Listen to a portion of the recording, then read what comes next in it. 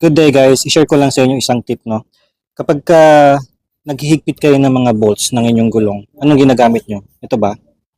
Ito ay stock na wrench ng inyong sasakyan. Kasyang-kasya yan dyan. Ang problema, dahil maiksi siya, walang leverage, kadalasan na-over-torque siya, na sobra higpitan. Ang nangyayari, napuputol yung stud ng inyong gulong. So mas malaking problema yon kasi hindi nyo alam kung ano yung lakas na binibigay niyo dito, yung higpit na ibinibigay niyo sa inyong mga bolts. So, maganda naman ito pang emergency lang. Pero dapat nasa right torque ang inyong mga bolts ng inyong gulong. So, paano natin gagawin yan? Gagamit kayo ng torque wrench. Ganito. Ayan. So, para may peace of mind kayo, alam nyo na nasa right torque ang inyong mga stud.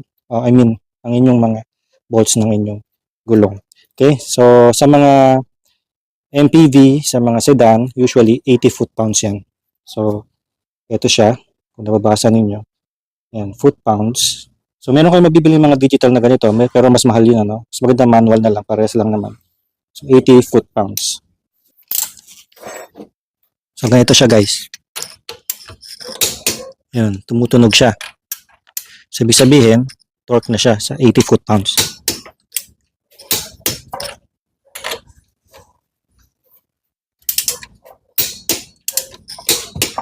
Yan.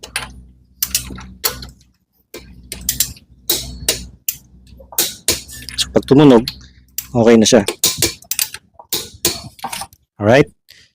So, meron kayong peace of mind. Hindi kayo matatanggalan ng gulong sa kalye, sa daan. Okay? So, lalagay ko yung link nito sa description natin at dyan sa comment section. Okay?